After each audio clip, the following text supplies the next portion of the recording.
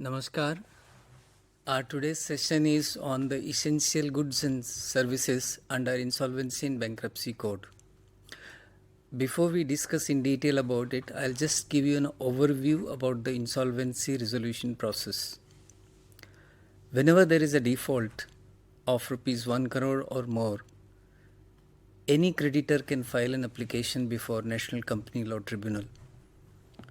Earlier, this limit was 1 lakh rupees. During COVID, it was enhanced. And once the NCLT admits the application, the company is taken into insolvency. And at that point of time, NCLT passes an order to appoint an independent professional to take over the control and management of the company. The powers of the board of directors are suspended, and the complete control passes on to the independent professional. NCLT also declares a moratorium, and then the insolvency professional will invite claims from other creditors. He will constitute a committee of creditors. He will invite proposals from the interested investors who want to take over the company, and the resolution plan submitted by such investors will be viewed or reviewed for feasibility and viability by the committee of creditors. Once it is approved by the committee of creditors, it is again submitted to NCLT for final approval. And when the approval is there from NCLT, it becomes a binding contract for all the stakeholders, and payment to the creditors is made based on the resolution plans approved. So you might have heard that in some of the cases, the haircut was 90% or 80% or 70%. That means the creditors are paid, if the total amount due is 100, they are paid 30. So that haircut is 70%. So it all depends on what are the provisions kept in the resolution plan. Accordingly, the payment is made to the creditors, and that is binding. All the claims are frozen. Even the government departments cannot ask for more money. And that's how the Insolvency and Bankruptcy Code operates. Now we'll discuss it with reference to the essential commodities, essential goods and services. You see, the object of Insolvency and Bankruptcy Code is time-bound resolution of insolvency with maximizing the value of assets. Now, there may be a question in your mind, when the company is already under stress, the company, how can it maximize the value of its assets? And for that, the responsibility has been assigned to the insolvency professional. The insolvency professional has to make every endeavor to protect and preserve the value of the property of the corporate debtor. And it has to keep that company as a going concern. Now, what is the reason for this provision? Because the moment operations are stopped, the value of the company will decline. If you are asking the prospective investors to take over the company and the company is not having operations, then its valuations will be much lower than what it could be. And in this case, there is an interesting example of Essar Steel. Essar Steel made a profit of around 6,000 crore rupees during the insolvency resolution process. And the capacity for production was improved by 1 million ton. And because of those two things, the valuation it got in the resolution plan was very high. And the creditors got around 92% of their dues. And that was the best plan so far achieved during the insolvency resolution process. So that's the reason the IBC is insisting that there has to be going concern status of the company. Now, how can an individual ensure that company is a going concern?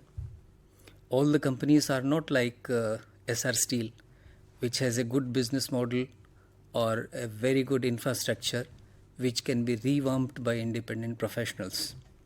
So there is a provision of moratorium. Moratorium means stay on all the legal proceedings against the company. The concept is to provide quiet period, because when the company is under stress and the company is not able to pay the debts, then there will be a lot of litigation and the resolution process will be hampered. That's why the moment the company is admitted into insolvency, there is a stay on all legal proceedings against the company. Existing suits are stayed, new suits cannot be filed. So that is the advantage of moratorium. And in the same provision of moratorium, there is a provision that the supply of essential goods and services cannot be interrupted or disturbed. And that's the reason the company has to be kept as a going concern. Now this concept of essential goods and services has been further defined in the regulations. And the regulations says that what are the essential goods and services? There are only 4 categories of services: water, electricity, telephone, and IT services. These 4 are considered as essential goods and supplies, and once the company is under insolvency, these services cannot be discontinued. But the problem is with the definition and the explanation given about how these can be utilized. If these services are being used for production, then these are not considered as essential. The example given is of water supply to a hydropower company. If the water is used for production of electricity, this will not be considered as essential supply. But if the water is used for drinking and sanitation, then it will be considered as essential supply. We can take another example. If there is an IT company doing digital marketing, so what it requires? Telephone, internet connection, and electricity. So all these 2 items cannot be considered as essential for digital marketing, because these are being used for the main business of the company. And that has created a lot of problem. Now you can imagine, if the essential supplies like water for a hydropower company or electricity for an electricity company are not considered as essential goods and services, how they can continue the operations? The operations will definitely stop. And the moment there is a public notice regarding insolvency of a company, the market sentiment again turns negative, and people will not be ready to supply goods and services to continue the operations of that company. Thereafter, because of this difficulty being experienced, the code was amended in 2019, and another provision was added, which said that if the resolution professional considers any goods or services which are critical to continue the operations of that company, then the supply of such goods and services cannot be interrupted.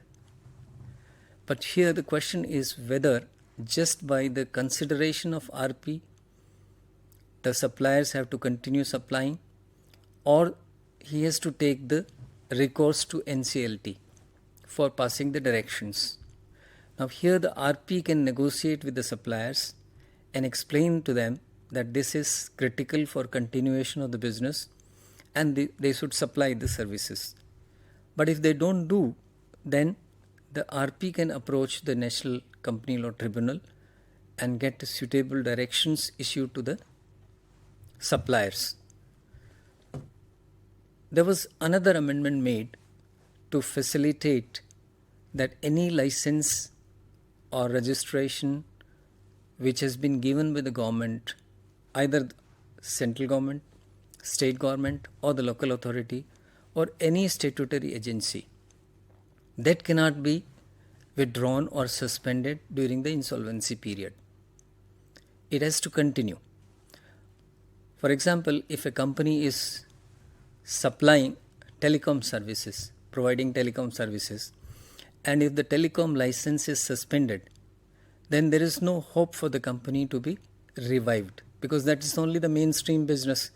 And if the license is cancelled, then there is no scope for resolving the insolvency of that company. That's why government came with another amendment which forbid the government agencies to suspend or cancel the license during the insolvency resolution period, provided the company is able to pay.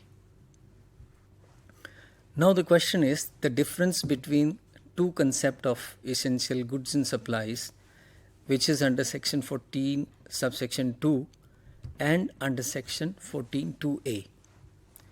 Section 14(2) there is no mention about the payment of services. अगर आप payment नहीं करते हैं बिजली, पानी, telephone और internet services का, तो भी सर्विस प्रोवाइडर्स को वो सर्विसेज कंटिन्यू रखनी पड़ेगी, वो बंद नहीं कर सकते. बट सेक्शन 14(2)(a) का जो नया प्रोविज़न ऐड किया है उसमें यह है कि अगर कोई सर्विसेज कंपनी को चलाने के लिए ज़रूरी है और ऐसा वो रिजोल्यूशन प्रोफेशनल मानता है, तो उसको उस सर्विसेज का पेमेंट करना है, करंट ड्यूज़ का पेमेंट करना पड़ेगा, तभी सर्विसेज मिलेगी, चाहे वो क्रिटिकल हो. बिकॉज इक्विटी डिमांड्स कि अगर कोई सप्लायर सप्लाई करता है तो उसको पैसा तो मिलना चाहिए.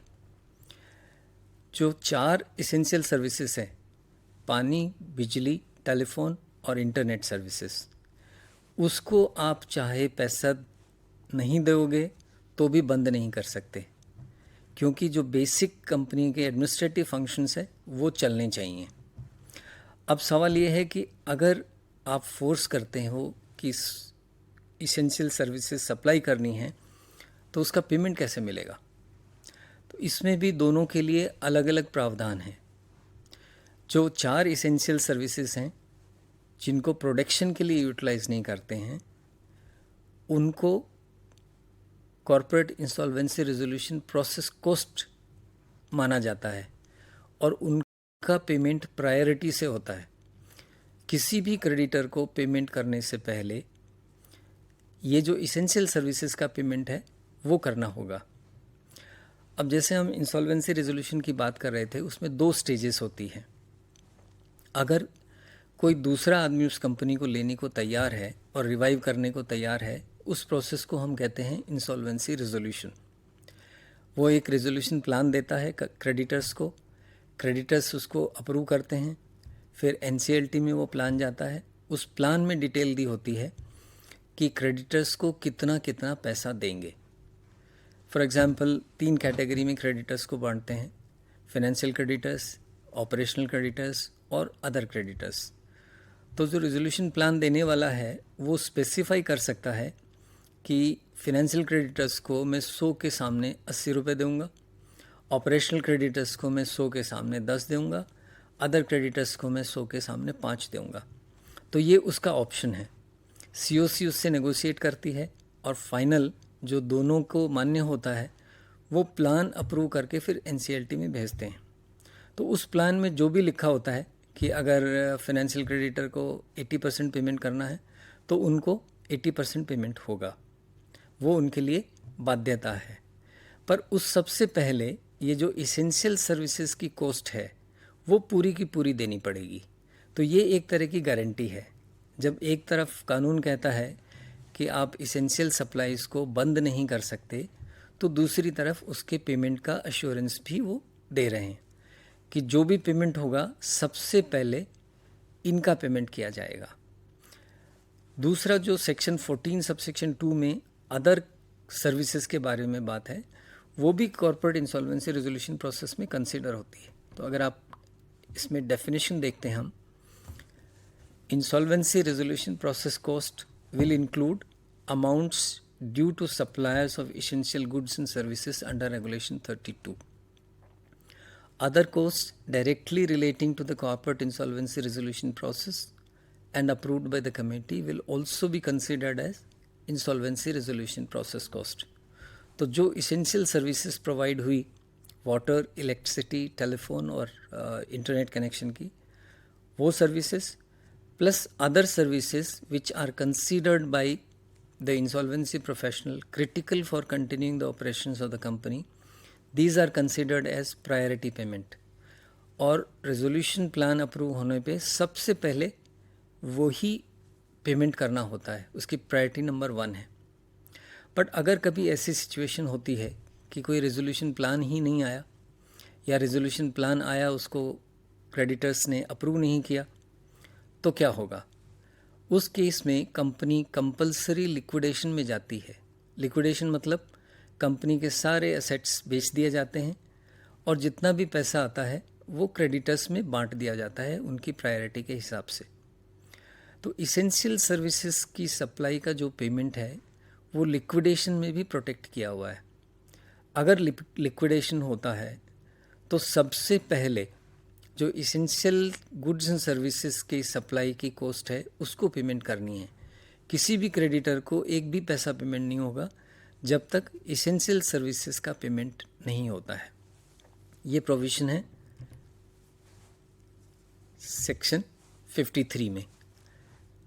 ये लागू होता है जब कंपनी लिक्विडेशन में जाती है, तो इसमें प्रायोरिटी ऑफ पेमेंट दिया हुआ है. गवर्नमेंट के जो ड्यूज़ हैं उनकी प्रायोरिटी लास्ट में कर दी गई है. तो ये जो इंसॉल्वेंसी रेजोल्यूशन प्रोसेस कॉस्ट है ये सबसे पहले पूरा अमाउंट पेमेंट किया जाएगा, लिक्विडेशन हो या रेजोल्यूशन हो. और रेजोल्यूशन प्रोफेशनल की एक ड्यूटी ये भी रहती है कि जब भी कोई रेजोल्यूशन प्लान आता है तो उसमें वो इंश्योर करेगा कि प्लान में ये लिखा है कि जो भी इंसॉल्वेंसी रेजोल्यूशन पेमेंट प्रोसेस की कॉस्ट है वो पूरी की पूरी 100% पेमेंट होगा, उसमें कोई भी किसी भी तरह का हेयर कट नहीं होगा. So these are broadly the provisions related to the essential goods and services.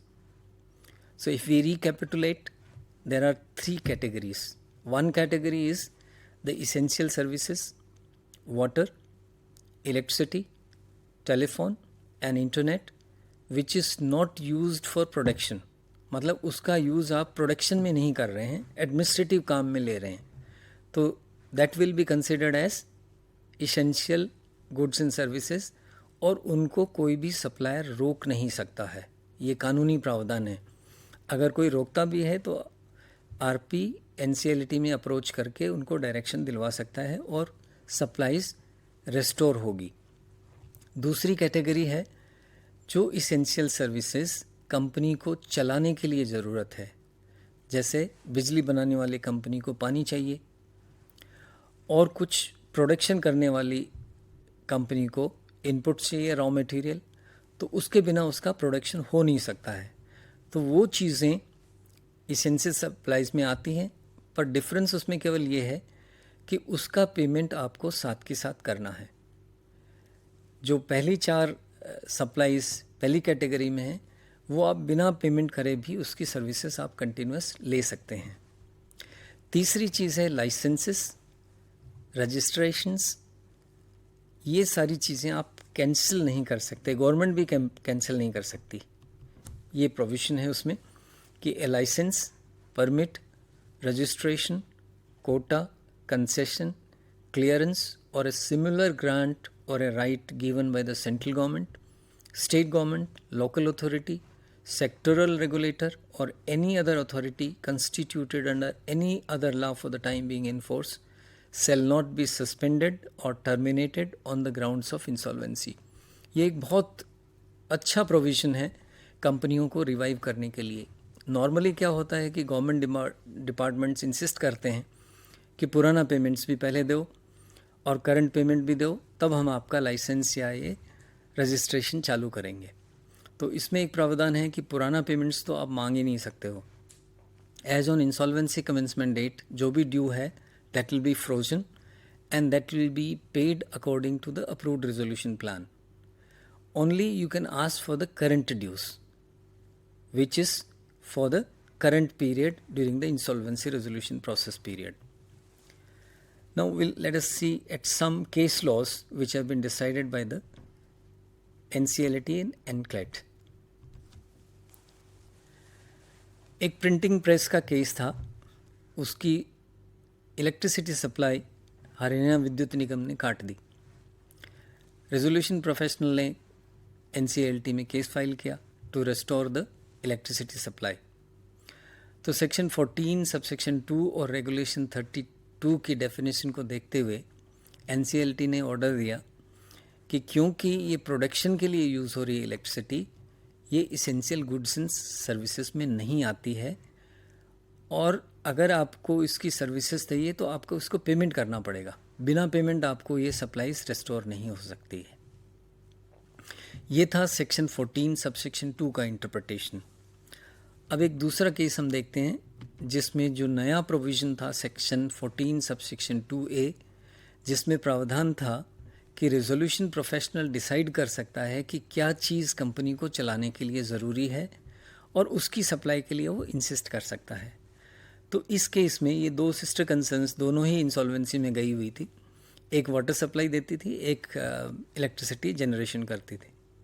तो इस केस में कोर्ट ने ये डिसाइड किया क्योंकि बिजली पैदा करने के लिए पानी ज़रूरी है, बिना पानी के कंपनी चल नहीं सकती, कंपनी को चलाना ज़रूरी है, और मॉरिटोरियम में जो सेक्शन 14(2)A का प्रावधान है उसमें ये प्रावधान है कि आप करंट सप्लाईज का पैसा पेमेंट करोगे तो सप्लाई डिसकंटिन्यू नहीं होगी। तो इस केस में कोर्ट ने ऑर्डर किया कि पानी की सप्लाई चालू रखी जाएगी, उसके अगेंस्ट में उसका पेमेंट किया जाएगा ताकि कंपनी बंद ना हो।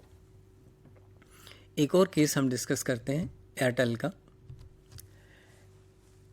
एयरसेल के पास टेलीकॉम लाइसेंस था, उसने डिपार्टमेंट ऑफ टेलीकॉम का पैसा नहीं दिया तो डिपार्टमेंट ने उसका कैंसिल कर दिया रजिस्ट्रेशन। कंपनी इंसॉल्वेंसी में थी, रेजोल्यूशन प्लान के लिए ज़रूरी था कि कंपनी के पास कोई लाइसेंस हो ऑपरेशन का। जब उसके पास लाइसेंस ही नहीं होगा ऑपरेशन का तो कौन दूसरा उस कंपनी को लेके चलाएगा। तो ये मैटर जब कोर्ट में गया तो कोर्ट ने ये जजमेंट दिया कि जो मॉरिटोरियम का प्रोविज़न है वो यहाँ पे लागू होगा। डिपार्टमेंट ऑफ टेलीकम्युनिकेशन उसका लाइसेंस रद्द नहीं कर सकता पुराने पेमेंट स्केड्यूल के बेसिस पे, पर करंट पेमेंट उसको देना पड़ेगा और डिपार्टमेंट ऑफ टेलीकॉम को लाइसेंस रेस्टोर करना पड़ेगा, और ऐसे उनका लाइसेंस रेस्टोर हुआ। That's how it is possible to resolve the insolvency of a company. एक केस और डिस्कस करते हैं हम छोटा। गुजरात ऊर्जा निगम ने पावर परचेज एग्रीमेंट था एक कंपनी के साथ, तो कंपनी इंसॉल्वेंसी में गई तो उन्होंने उस एग्रीमेंट को रद्द कर दिया। अब पावर परचेज एग्रीमेंट रद्द कर दिया तो कंपनी का बिजनेस सारा ख़त्म, कंपनी का रिजोल्यूशन हो ही नहीं सकता है। वो केस सुप्रीम कोर्ट तक गया, तो सुप्रीम कोर्ट ने भी इस प्रावधान का इंटरप्रिटेशन करते हुए ये कहा कि कंपनी का जो मेन बिजनेस है वो पावर परचेज एग्रीमेंट की बेसिस पे चल रहा है, तो उसको आप टर्मिनेट नहीं कर सकते इंसॉल्वेंसी के कारण। तो वो पावर परचेज एग्रीमेंट रेस्टोर किया गया। तो इसलिए ये जो प्रोविज़न है मॉरिटोरियम का, जिसमें supply of essential goods and services को कंटिन्यू रखने का प्रोविज़न है, ये बहुत ज़रूरी और हेल्पफुल होता है इंसॉल्वेंसी रेजोल्यूशन के लिए। फ़र्क 3 प्रोविजंस में केवल इतना है कि एक प्रोविज़न में सप्लायर आपके पेमेंट को इंसिस्ट नहीं कर सकते हैं तुरंत, पेमेंट रेजोल्यूशन प्लान अप्रूव होने के बाद मिल सकता है या लिक्विडेशन के टाइम हो सकता है। बाकी 2 केसेस में आपको करंट पीरियड का पेमेंट करना पड़ेगा और उनको सप्लाईज कंटिन्यू करनी पड़ेगी। थैंक्स।